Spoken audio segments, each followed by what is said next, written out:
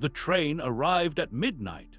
Through the darkness and steam, a figure emerged on the platform, immaculate in his pressed SS uniform, leather boots polished to perfection. While other SS officers shouted and shoved the terrified prisoners, this man stood differently. He smiled. He whistled classical music. He had a peculiar habit of greeting new arrivals with an almost cheerful demeanor, as if welcoming guests to a resort rather than condemning them to hell. His name was Josef Mengele, and he would become known as the Angel of Death. But who was this man before Auschwitz? What transforms a medical doctor, someone sworn to heal, into a monster who would conduct experiments so horrific that even hardened Nazi officials were disturbed? The answer lies not just in one man's depravity, but in how an entire system, an entire ideology, and an entire nation's descent into madness could create the perfect environment for evil to flourish without limits. Josef Mengele was born on March 16, 1911 in Günzburg, Bavaria, into a prosperous family. His father owned a farm equipment manufacturing company that would eventually become one of the largest in Germany. Young Joseph grew up with privilege, education, and opportunity. He was intelligent, ambitious, and fascinated by science. By the time he entered university, he had already developed an obsession with genetics and the emerging field of eugenics, the pseudo-scientific belief that humanity could be improved through selective breeding. At the University of Munich, Mengele studied philosophy and medicine.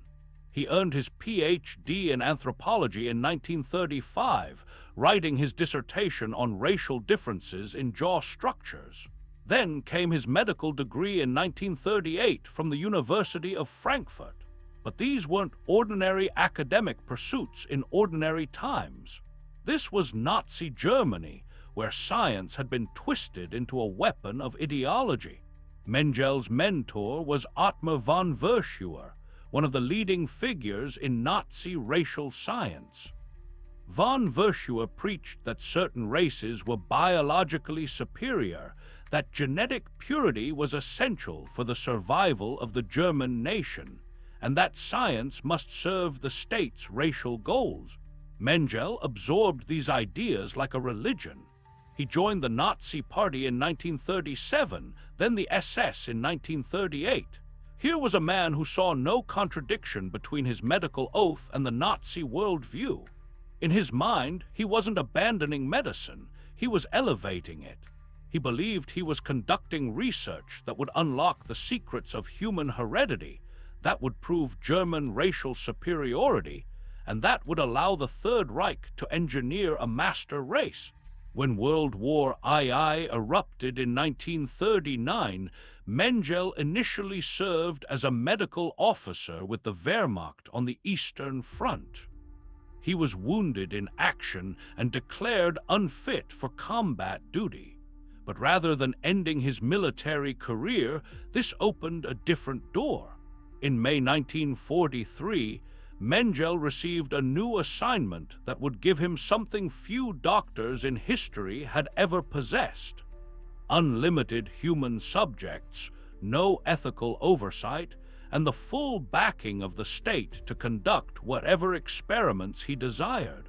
He was assigned to Auschwitz-Birkenau, the largest of the Nazi death camps located in occupied Poland. By the time Mengele arrived, Auschwitz had already been operating as an extermination facility for over a year. It was a factory of death, where trains arrived daily carrying Jews, Roma, political prisoners, and others deemed undesirable by the Nazi regime. Most were sent directly to the gas chambers, but Mengele saw something else in this nightmare: an unprecedented research opportunity. The selection process at Auschwitz was where Mengele earned his infamous nickname. When the trains arrived, prisoners were forced onto the platform, confused, terrified, clutching their belongings and their children.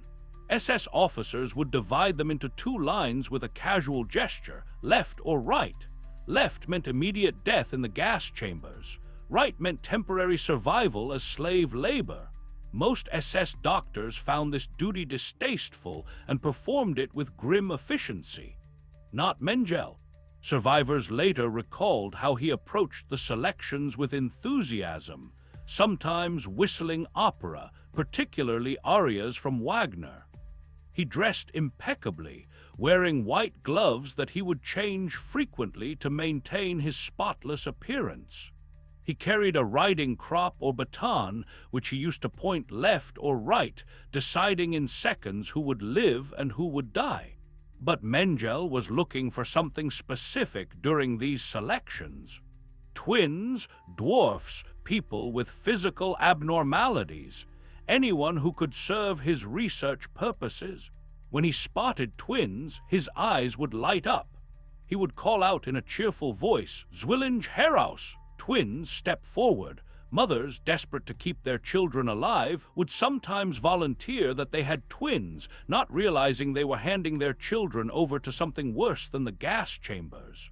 Mengele collected twins obsessively. Eventually, he had assembled over 1,500 sets of twins at Auschwitz, though fewer than 200 would survive their time under his care.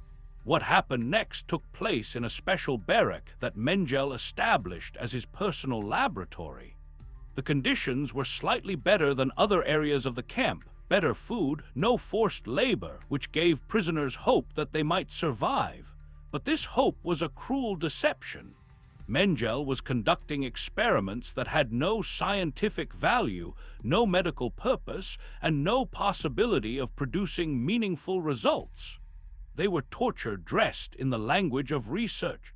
He was obsessed with understanding the genetic basis of twins, believing that if he could unlock the secret of why twins occurred, Germany could double its birth rate of ideal Aryan children. He performed endless measurements, taking blood samples, saliva samples, studying every physical characteristic. But he went far beyond observation. He injected chemicals directly into children's eyes, attempting to change their eye color, causing infections, blindness, and excruciating pain. He performed surgeries without anesthesia, removing organs for comparison studies. He would infect one twin with diseases to see how long it took the other to develop symptoms. In the most grotesque experiments, Mengele would kill both twins simultaneously, often by injecting chloroform directly into their hearts, so he could perform comparative autopsies. He believed that by examining their organs side by side immediately after death, he could identify genetic differences. Children who had been kept alive for weeks or months, who had begun to trust the kind doctor who gave them candy, were murdered for dissection. But twins were just one focus. Mengele conducted experiments on prisoners with dwarfism, extracting bone marrow, performing unnecessary amputations, studying their skeletal structure. He conducted experiments involving exposure to extreme cold, testing how long humans could survive hypothermia. He performed sterilization experiments, attempting to develop methods for mass sterilization that could be deployed against populations the Nazis wanted to eliminate without the expense of extermination camps. Perhaps most disturbing was Mengele's demeanor. Survivors who knew him describe a man who could be charming, who would play with children before experimenting on them, who maintained a veneer of scientific professionalism even while conducting procedures that violated every principle of medical ethics. He kept meticulous notes, wrote regular reports to his superiors, and genuinely believed he was conducting legitimate research. He saw himself not as a torturer, but as a scientist making sacrifices for the greater good of the German race. Other SS doctors at Auschwitz gave him a wide berth. Even in a place where mass murder was routine, where thousands were gassed daily, Mengele's enthusiasm for his work made others uncomfortable. One fellow SS physician later testified that Mengele would become angry if anyone questioned his methods, that he viewed criticism as interference with important scientific work. He was protective of his research subjects, not out of compassion, but because he viewed them as valuable experimental material that shouldn't be wasted. The scale of death at Auschwitz during Mengele's tenure is almost incomprehensible. Between May 1943 and January 1945, approximately 400,000 people were killed at the camp. Mengele personally selected tens of thousands for the gas chambers during his shifts on the platform. His experiments killed hundreds more directly, though exact numbers are impossible to determine because most of his research notes were destroyed. As the Soviet army advanced westward in late 1944, the SS began evacuating Auschwitz. Mengele fled on January 17, 1945, just days before Soviet troops liberated the camp. He took some of his research notes with him, still convinced that his work had scientific value. He managed to evade capture initially by blending in with retreating German forces. After the war ended, he lived under a false identity in Germany for several years, working as a farmhand, incredibly going undetected despite being one of the most wanted Nazi war criminals. In 1949, with the net closing in, Mengele fled to Argentina, where he lived under his real name for over a decade. The Argentine government, sympathetic to Nazi fugitives, refused extradition requests. He practiced medicine in Buenos Aires, remarried, and lived relatively openly. But as Nazi hunters, particularly the Mossad and the Wiesenthal Center, intensified their search, Mengele grew paranoid. In 1959, he moved to Paraguay, then finally to Brazil in 1960. The same year Mengele moved to Brazil, Israeli agents captured Adolf Eichmann in Argentina, the architect of the Holocaust's logistics. This sent shock waves through the community of Nazi fugitives in South America. Mengele went deeper underground, living under the name Wolfgang Gerhardt, dependent on a network of German expatriates who hid him in increasingly isolated locations. The man who once stood on the platform at Auschwitz in pristine uniform now lived as a recluse in rural Brazil, constantly fearful of capture. Meanwhile, the world was learning the full horror of what had happened at Auschwitz. Survivors came forward with testimony about the Angel of Death. The Auschwitz trials in Frankfurt in the 1960s brought international attention to Nazi medical experiments. Mengele became the face of Nazi medical atrocities, the symbol of how science could be corrupted by ideology. Rewards were offered for his capture. Multiple countries launched manhunts, but Mengele was never caught. On February 7, 1979, while swimming at a beach in Bertioga, Brazil, Josef Mengele suffered a stroke and drowned. He was 67 years old. His death went unnoticed initially. He was buried under his false name in a cemetery in Embu das Artes. It wasn't until 1985 that investigators, acting on tips, exhumed the body and confirmed through forensic analysis that Wolfgang Gerhardt was actually Josef Mengele. The Angel of Death had escaped justice. He never stood trial. He never faced his victims. He never showed remorse. In letters and diary entries discovered after his death, Mengele continued to justify his actions, continued to believe that his research had been valuable, continued to see himself as a victim of political persecution rather than as a war criminal. What do we do with this knowledge? How do we understand how an educated man, a doctor trained to heal, became synonymous with medical evil? Mengele was not insane in any clinical sense. He was not a sadist who simply enjoyed inflicting pain. He was something perhaps more frightening, a true believer in an ideology that classified humans into categories of worthy and unworthy, superior and inferior. He was a product of a system that gave scientific legitimacy to racism, that turned medicine into a tool of genocide, that convinced intelligent people that atrocity was progress. The experiments Mengele conducted produced no scientific knowledge of value.